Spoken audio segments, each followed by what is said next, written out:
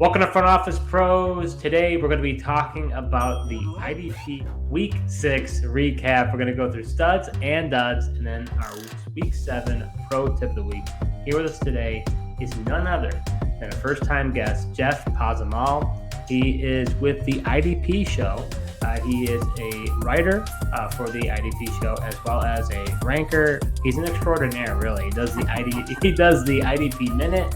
And we're happy to have him. And thanks for joining us today. Well, I appreciate you guys having me on. I love what you guys are doing, and anytime we can sit and talk football is perfect time spent with me. So, hike.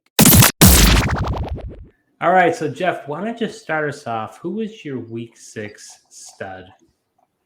Well, there were several to pick from. As a Packer fan first, it's hard for me to say this, but I'm going to go with Jordan Hicks of the Minnesota Vikings. He just had an explosive week. He's been playing really well all season long. He's currently ranked as a top 12 linebacker for the season in scoring and in average. This last week, he was the top linebacker of the week. He had 10 tackles, a forced fumble, an interception, and a touchdown. He just kind of hit the trifecta there on the weekend. He had 34 points in many leagues, big three scoring.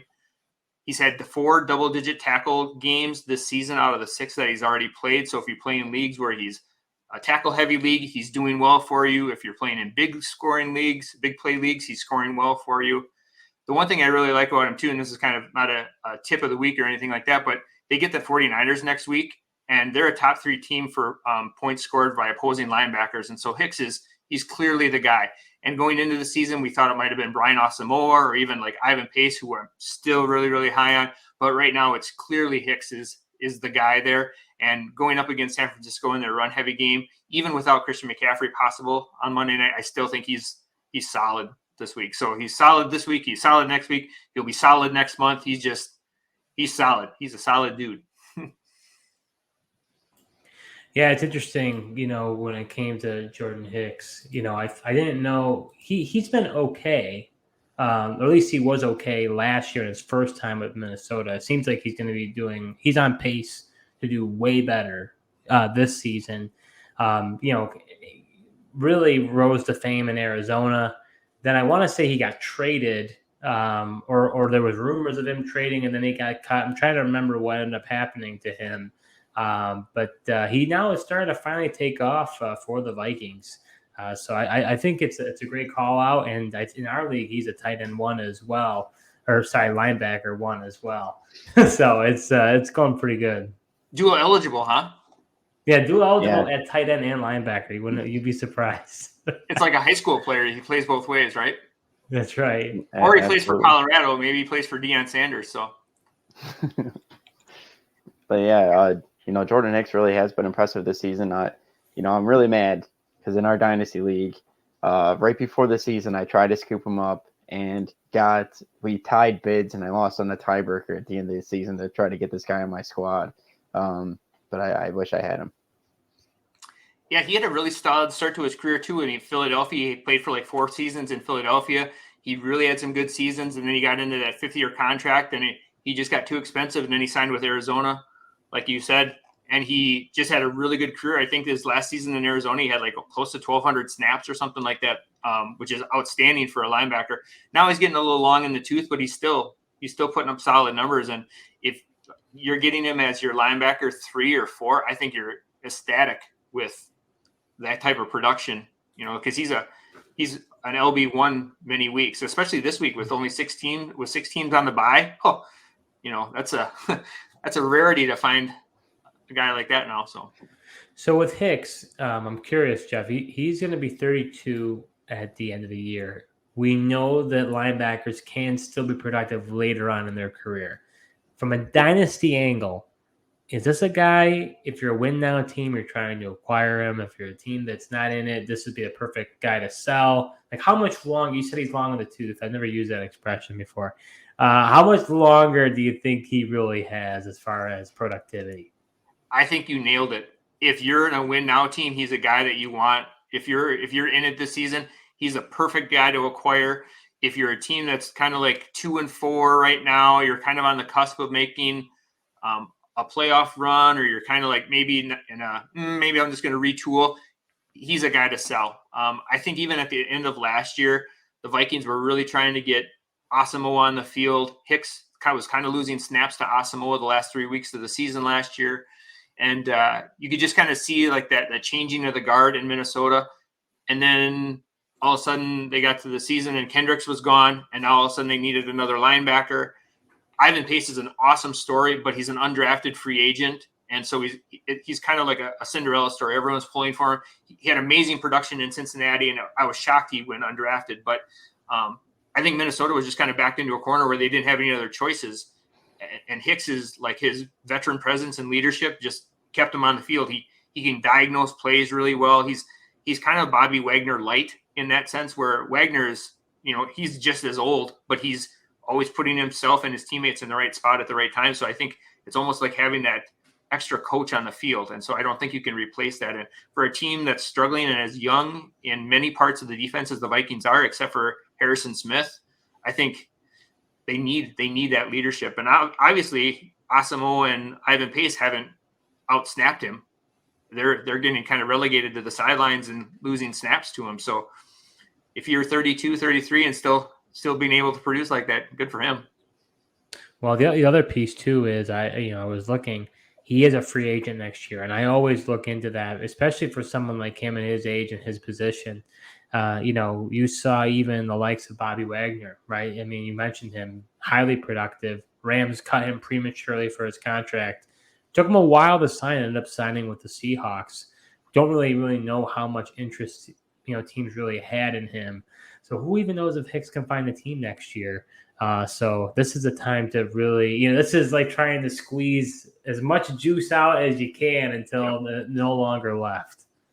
Yeah, and I think, like you said, Steve, if you're a team right now that's in it to win it, Hicks is a perfect LB3, LB4 for your squad. But if you don't have any chance in the playoffs or a team that's already looking to rebuild, I think he's going on the trade block. Because there's going to be teams that need a Hicks for a playoff run. And even if you can squeeze like a late second or a third, or maybe get a small a wide receiver type running back prospect back from him, I think that's just good business. I mean, you can at least go ahead, Joe. Yeah, I mean, and what better week to try to sell him on than this one right here? I mean, a week where he gets a fumble recovery for a touchdown and maximizes value and trade him right now. And like we said, with 6 teams on the bye, there's going to be a lot of teams scrambling to fill out roster or starting lineups this week. So, well, let's be real, Jeff. You should at least get a first-round pick because of his dual eligibility at linebacker. Well, and tight end. Yeah, I got to get into those leagues that you guys play in. I'm not familiar with that format, but we're going to give it a go. So, Joe, who do you have as your stud from week 6? Yeah, my stud from week 6, I'm going with Justin Madubuike.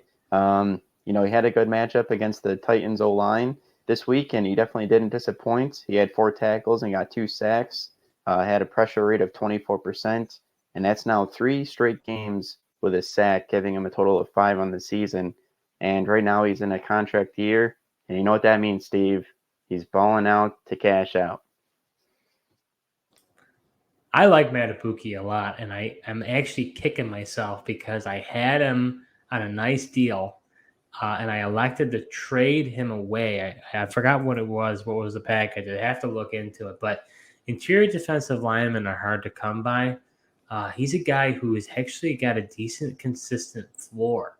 And that's the thing, because he has got that tackle floor, right? Because he had 5 total tackles against Tennessee. Had last week, the week prior, 5 total tackles against Pittsburgh. Anytime you've got that tackle floor is really helpful for an interior defensive lineman.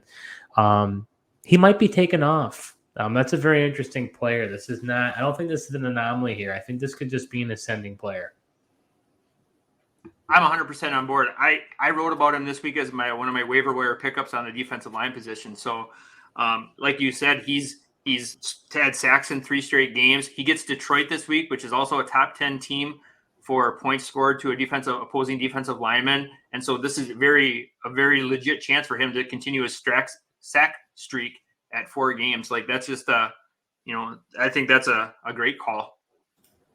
That's interesting because you hear that like the Detroit Lions have such a great offensive line, and that's really what drives the team. And to hear that, interior defensive linemen get a good matchup there is interesting.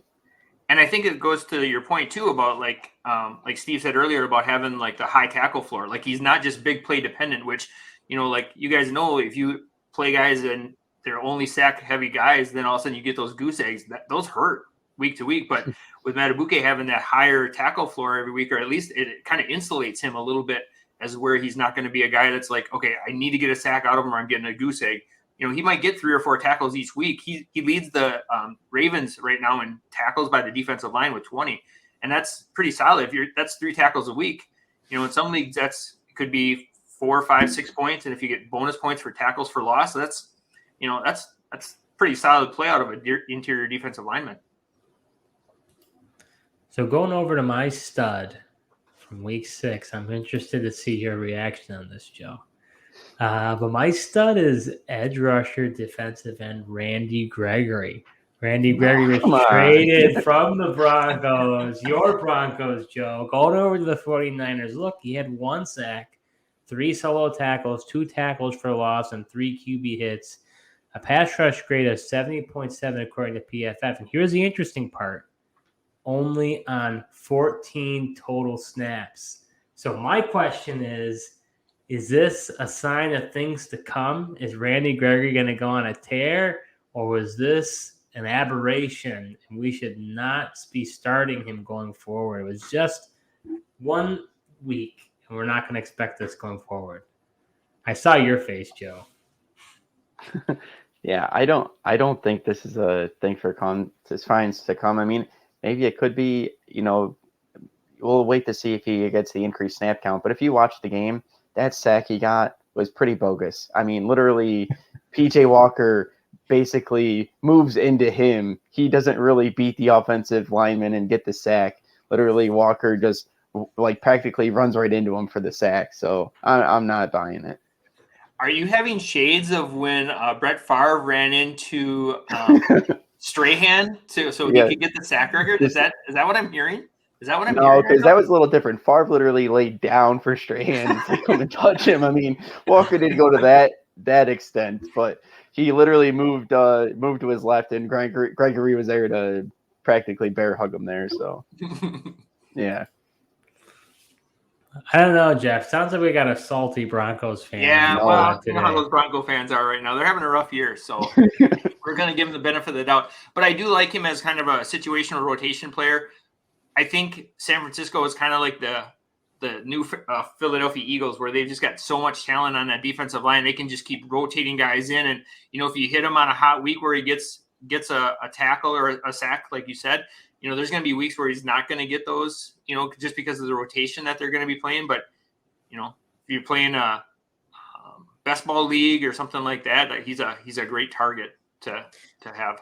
So based on, I know I'm putting you on the spot here. I know the IDP show has a lot of different analytics and stuff like that. Would you happen to know from a rosterable standpoint how rosterable right now Randy Gregory is? Is he kind of a waiver wire pickup? I know that you like talking about that. Would he be a prototypical waiver wire pickup right now? I would guess that he's probably available in a majority of leagues just because he wasn't doing anything in Denver, and if anything, the trade maybe stirred up a little bit of interest in him.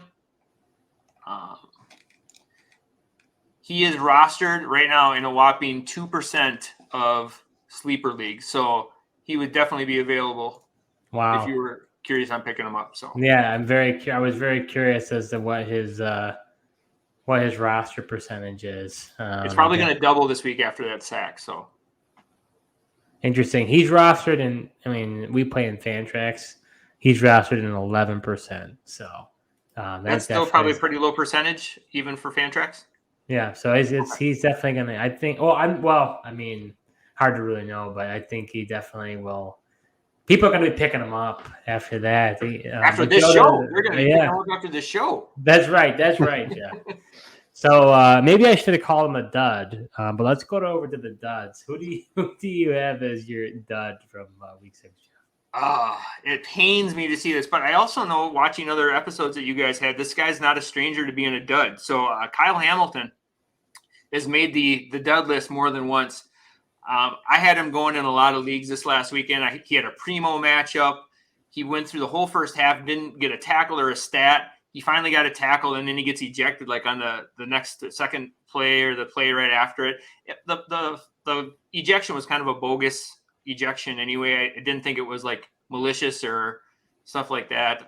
It sounds like even Tom Brady has kind of had enough of the penalties and the refs taking over the game. So when the greatest of all time is having a problem with the no fun league, then something's got to be up. But getting back to Hamilton being the dud, he just got ejected. Yeah, he teased all the managers with a huge performance in week 3 with the Colts when he went on for 9 tackles and 3 sacks and a forced fumble. And then it was like, this is it. This is the where he's taking off. This is why the Ravens drafted him the first overall pick in that year. And he was like, this is it. And then he's just kind of had a couple of dud weeks in there. His PFF scores look like a ketchup packet exploded this last week. It's just really gross and red. All of last year in 2022, he only had 7 missed tackles on like over 600 snaps. He already has 6 missed tackles this year on 387 snaps. So not that missed tackles are a huge red flag or anything like that. It shows that he's around, but that wasn't who he was last year. And he was super efficient last year. And I think at the end of the season, he graded out at the number 1 safety of all across the league. And he was just like, this is the guy. This is the new DB1. He's the new Derwin James. And we just haven't seen that. And it's kind of getting frustrating because you can't leave him on the bench as a manager because you're like, oh, here's that 34-point week again. But you can't really take 2-point weeks, out of a guy that you invested so much in because you didn't get him off the waivers. You had to draft him. You had to spend some capital to get him. And, is Hamilton really a stud? I think he is. I think they're just trying to figure it out, but it's really frustrating as an owner. The only saving grace is he gets the Lions this week, and we saw last week that the Lions are a good team to score on for defense because they do run a lot of plays and there's a lot of opportunity for him. So knock on wood, maybe this is the week he rebounds. Maybe he's got a little like anger in him from being tossed out of the last week's game. Jeff, my question to you is, are you consoling a friend of the show, Josh Raymer? I mean, I know he was really excited about Kyle Hamilton. I mean, I'm sure he's just completely so sad. We actually have a support group. It's the Josh Hamilton. Yeah, it's actually the fastest growing support group in fantasy football right now. And so, wow. We're accepting all members. We don't turn anyone away. So it's a tough time out there. Broncos fans aren't the only ones suffering. So. Oh, thanks for that, Jeff. Yeah, well, if you look below at that screen, we have a little code that you can go and click on and go over and to join the group. That's our call to action today. But when it comes to Kyle Hamilton, look, I'm really disappointed in him. Coming out in that draft class, now this might have been nuts on my part. Maybe I caught up into the hype. I regard him as the number 1 prospect in that entire draft class because he was a blue chip safety. You don't see prospects of his caliber. And to boot, I'm a believer. I don't know where you stand on this, Jeff. Joe's heard this a number of times. I'm a believer of where these players go. And Baltimore has just been a defensive stud factory. Like if he was going to go to like a team like, I don't know, like Jacksonville or something. Don't say Denver. Well, maybe probably do better over there. I don't know. But I just one of those things where it's just like I was expecting. I'm actually disappointed, honestly, in a lot of Baltimore defensive players. Believe it or not, Patrick Queen's come out of nowhere. I did not see happening, especially with the addition of Roquan Smith. But I mean, look at Ojabo. He's been dealing with injuries. Hasn't been what we thought he'd be. Jason Owe thought he could be really good. Hasn't been very good. Kyle Hamilton hasn't looked very good. So it's like all these young defenders that the Ravens have drafted over these past few years that I thought had a lot of potential.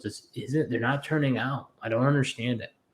I totally agree. I still think he's a guy to acquire. Now might be a great time. A frustrated owner might be, or a manager might be someone looking to like, I can't deal with this anymore. Now might be a great time to try to acquire him in a trade or as a throw-in with another piece. I just think, like you said, he's the blue chip. He's almost kind of like the equivalent of like a Andrew Luck. Like we know he was going to be the guy, and he was all year was talked about. Kyle Hamilton was kind of the same way for Notre Dame all year. Like from game preseason, he was hyped all year long about being the guy. He was going to be like, that Rod Woodson kind of like guy. And, maybe it's just taking him a little bit more time to figure it out than others. But I still think he's going to be a good one. But it is frustrating, like you said, like you can't get 2 points out of your defensive backs when there's so many guys that are doing so well for nothing on the waivers. So, well, and if you remember too, he slid in that draft. I mean, the rumors were, I believe he was going to be a top 5 pick. I think he got drafted like 14th by the Ravens. He fell down that draft board. And that's totally a Ravens thing too. Like they just somehow find guys keep sliding to them, and they don't ever draft for need. They just draft best player available. And I think to your point about them just being a factory, I think that's a lot to do with it. They never reach. And at the end of the night, the Ravens had a great draft. Well, of course they did, but that's just the Ravens way. So. Yeah, I was pretty surprised. I thought after that week 3 performance, I was like, oh, Kyle Hamilton's on the scene. I figured he was just going to take that positive momentum and carry it forward the rest of these weeks here. But definitely has not been that way. But, I thought it was must have just been taking advantage of the rookie quarterback against the Colts with how much he was blitzing off the edge there and getting those sacks and forcing the fumbles and everything. So going over to my Dud of the week, and this might be a little harsh. It's not a Bronco, Joe, but it's a former Bronco. But it's actually edge rusher defensive end Von Miller. He's coming back from an ACL tear. So, Bills are trying to rotate him in. He played a total of 27 snaps, but ended up with only 1 hurry. I understand they're still trying to rotate him in, and the Bills are notorious for rotating in edge rushers. But I watched that game. And I mean, they were talking about the whole broadcast if you're watching and how basically their offensive line was like Swiss cheese. I mean, they can't block anybody. They have a ton of injuries. And I was like, knowing how dynamic Von Miller is, it's like, I don't understand why he wasn't able to exert his dominance more in that game, because that was such a cupcake matchup for him to just dominate. So I don't know if I'm not saying like he's like done or anything like that, but I think maybe he's just, not putting on his full 100% and they want him to be the closer in the playoffs, or I don't know. Maybe it's really, I was really disappointed just knowing how good of a matchup it was. It was on prime time. I mean, this is his perfect opportunity. I was watching that game and I'm seeing them, the Giants driving down the field, going in to possibly beat the Bills. I'm like, you've got to be kidding me. And I'm like, where's Von Miller? He's the closer. This is why we brought him in. I was like, where is he to sack Tyrod Taylor to end the game? It just didn't happen. So I'm open to your guys' thoughts, because as a Bills fan, I was like, what? Where are you, Von? I'm not seeing your dominance here.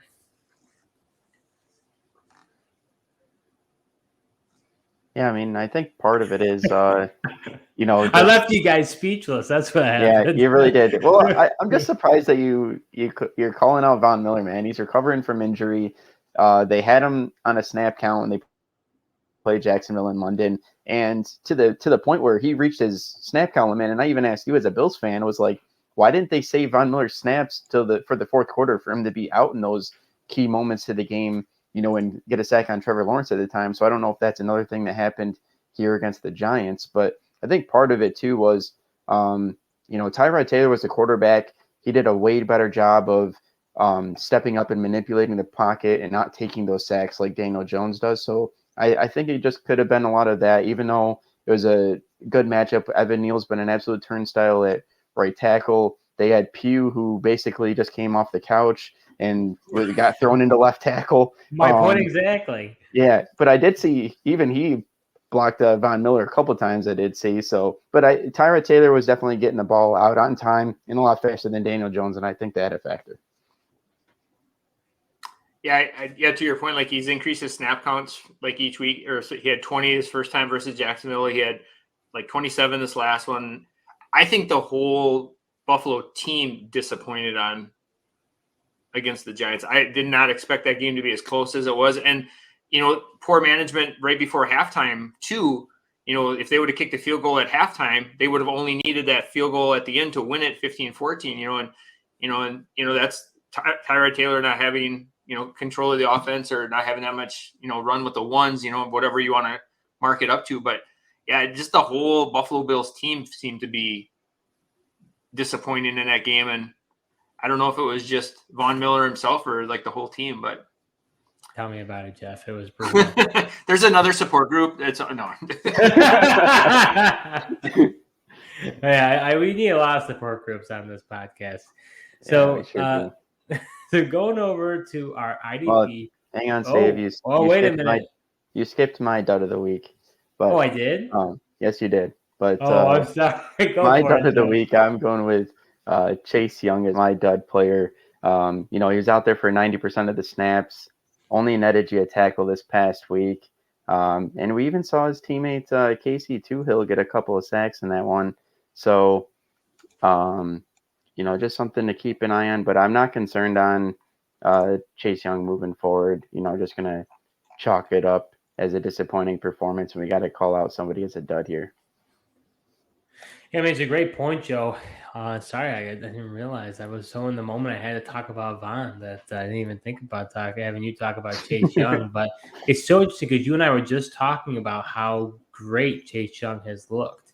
And I don't blame you. I mean, I believe he led all pass rushers in snap counts, this past game and this past week.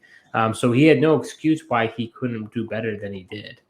So this definitely was not a good game for him. And I believe Montez Sweat might have gotten injured in that game and might have left some of the game as well. Maybe that had something to do with it. I actually had in the preseason, we do our like sleepers and duds and stuff like that. Before preseason, we do our write-up. And Chase Young actually made my like fade as like a guy to fade just because of coming off an injury, hasn't really put anything together. Back-to-back seasons with season-ending injuries, and so he was one of my guys to fade. So he's kind of making me eat my own words at this point because he has had a really good season, way more than I thought he was going to be productive.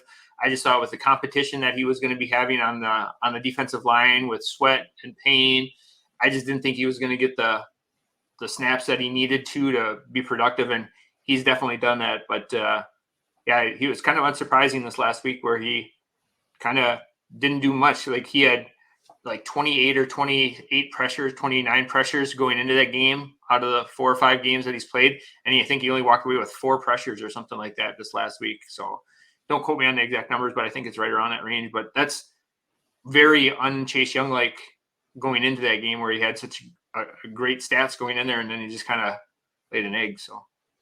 Yeah, especially in a game where the Commanders were playing with a lead for a lot of that game as well. So that's usually the time where, you get a lead and that's when your D-line just absolutely crushes. They pin the rear back and chase that sack.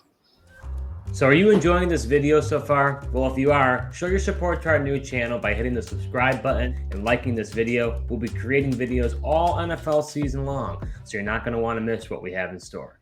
So now, going to the IDP Pro Tip of the Week for Week 7. What do you got, Jeff? I was going to take a layup here and just take a Danielle Hunter, but that everyone's going to start him regardless. So I kind of pivoted and I went with Kaiser White of the Arizona Cardinals linebacker. We mentioned it before. We already got 6 teams on a bye this week, so options are already limited. But I think Kaiser White has a legit chance this week to be top 6 linebacker.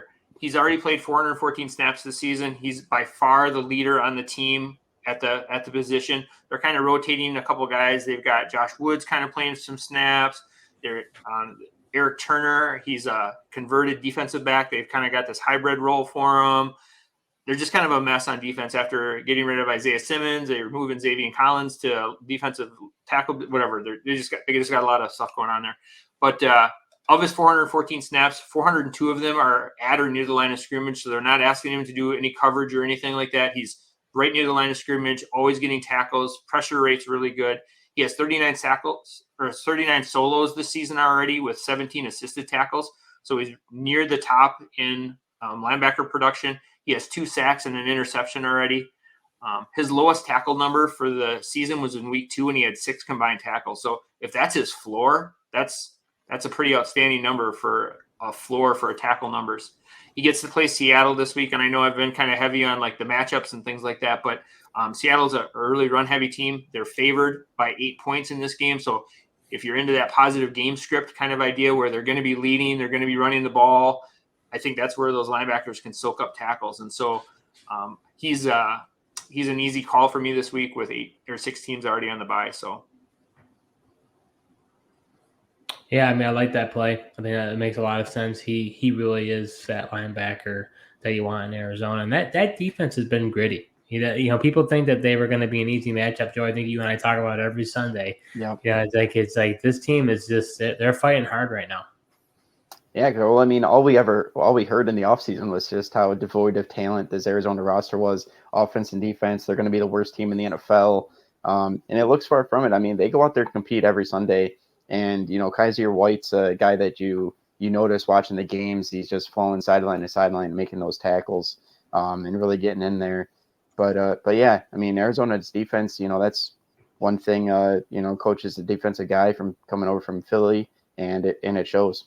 And not to mention, Kaiser White came with Jonathan Gannon to the Cardinals. I mean, he really took off under him last year with the Philadelphia Eagles. Now he comes to the Cardinals. He hasn't missed a beat. I know that's an IDP chat, but look at the quarterback play with Dobbs. Like Dobbs is outscoring guys that like he's got more points than Burrow on the season. He's got more points than Daniel Jones. Like no one saw this coming. It's just. It's a cool story. I don't know how long they can keep it up, but like you said, eventually talent's gonna win out. But it's kind of it's crazy that they're doing what they're doing with what they have right now. So, Kyler Murray, who? Yeah, right. Well, it's just funny because season for him? Yeah, when they traded for Dobbs, everyone was just like, and traded away Colt McCoy. They were like, oh, this is for sure, taken for Caleb right here. They're bringing in Dobbs, and then he's actually done well, surprisingly. To answer your question, I don't think that Kyler Murray is going to play for the Cardinals. I think that they don't want they want him to be healthy so they can trade him. I think they've moved on from him. They've turned the page. I think they're going to look to get a different quarterback, possibly. I mean, it depends. I thought they were going to be the worst team in the league, so they get Caleb Williams. But now it's like, I don't know. Atlanta comes to them next week and offers them a second. What do you mean? Like Atlanta Falcons, they come and they offer him second for Kyler Murray. And you're saying, would they do that? Would Atlanta take that? Or I'm sorry, would Arizona take that from? I don't know, Joe. What do you think? I mean, I think they'd have to consider it at this point, because like this coaching staff, they got new people in the organization. They're not tied to Kyler. They could be looking to move on. He's probably more of a headache than he's really worth. I think they'd ultimately probably would, like to get it first, but that's what I was thinking. Who knows? I mean, if the offer is not there for a first and you can't get it though, and second's the best you can get, maybe you take the second. I mean, Aaron Rodgers. I mean, when they swapped first, and then they talking about Aaron Rodgers. He won back-to-back MVPs, man. But he's older though. It doesn't matter. What did the Broncos give away to get Russell Wilson? Well, another Super Bowl winning quarterback. I mean, they didn't know he was going to come here and suck. I mean, Kyler Murray hasn't won anything. So, I mean, that's a completely different – you're comparing Super Bowl winners regardless of their age to a guy that just hasn't really won anything. And especially going to teams that have a win-now window. Like when the Broncos brought Russell Wilson and they were coming off Peyton Manning, they were still built for a Super Bowl run. When the Jets traded for Rodgers, they were like a quarterback away from being – Super Bowl contenders, and like you said, Atlanta's pieces away yet, I just can't imagine that offense, with a mobile quarterback, when you've got Drake London streaking down the sidelines, you got, Hollins, who's like just a freak athlete, and then Kyle Pitts, who's, vastly underused right now. Don't get me started. There's another support group, but sorry, I didn't mean to get off on a tangent on offense, but it was just kind of one of those made me start thinking about the possible scenarios with 2 weeks to go before the trade deadline. Yeah, I mean, definitely is an interesting, scenario and thought. But I almost wonder if the Falcons would even want Kyler Murray. I just think Arthur Smith he's got his plan. It's just to run the ball. I don't think he really cares who his quarterback is because they're run first, and they just need to get enough plays out of their quarterback to win. And he's relying on defense and run game. So, Joe, who do you have as your IDP Pro Tip of the Week for Week 7? Yeah, my pro tip of the week, I'm going to go with Kayvon Thibodeau. He gets to play the Commanders this week, and Thibodeau's been really feast or famine thus far. I think he's going to be able to feast against the Commanders line and gets to go against Sam Howell, who continually just takes sacks. I mean, we had a call on the show last week for Bud Dupree, and he was even able to get 1.5 sacks with a 0% win rate on Sunday. So if he can do it, I believe in Kayvon Thibodeau. That's a good one, Joe, because Kayvon Thibodeau, he's been disappointing. People really thought that he was going to take the next step forward. Like you said, sometimes he does well, sometimes he doesn't. More often than not, he hasn't done well. So that's an interesting one. I agree with you. I mean, the Commanders, you can't get a better matchup right now than the Commanders for pass rushers. I think the only better one is maybe facing the Giants when on the opposite side of the ball. You see them play Buffalo? You see how much they were protecting Tyrod Taylor like last game? Man, they were a stone wall. Nothing could get by those guys. Von Miller, who? What? Yeah. No, I love that Kayvon Thibodeau. I think he's got to be, again, he's got the draft capital. The last 3 or 4 games of last season, we saw glimpses of like just what the Giants saw in him to take him 5th overall. He had just monster games to end the season. I think he had a 30-point game in week 16 or 17 right before the end of the season. So it just teased all of us IDP analysts thinking he's the next one. He's the next one. And really high on draft boards. He was going, I know we did a lot of best ball drafts this summer, and he was going right on the turn, that 12-13 turn, a lot of times with Jalen Phillips of the Miami Dolphins, who's also disappointed this season. But I think he's like another one of those young edge rushers that was kind of an ascending player and playing on an up and coming. The perception was that the Giants defensive line was going to be much improved this year. And, with Ojulari going on IR and stuff like that, just kind of been a very underwhelming unit. And I think because they've lost so much, the offenses can key in on Thibodeau, and he hasn't had the chance and the freedom like he did at the end of last season to really flex his stuff. So. Yeah, I think it's a great call, Joe. I would double down on that, and I think he's going to get at least 2+ sacks against the Commanders. Oh, wow. Really have a lot of faith. One thing that's interesting, you think that he would also be able to do better in having Lawrence and Leonard Williams up front, that they would be able to kind of free him up from getting those double teams or whatever, but it just hasn't really seemed to happen on a consistent basis anyways. No, it has not, Joe. So my IDP Pro Tip of the Week for Week 7, it's going to be a bold one, guys. I don't know how I feel about it, but I'm sticking to it. I'm going to tell you to bench linebacker Nick Bolton.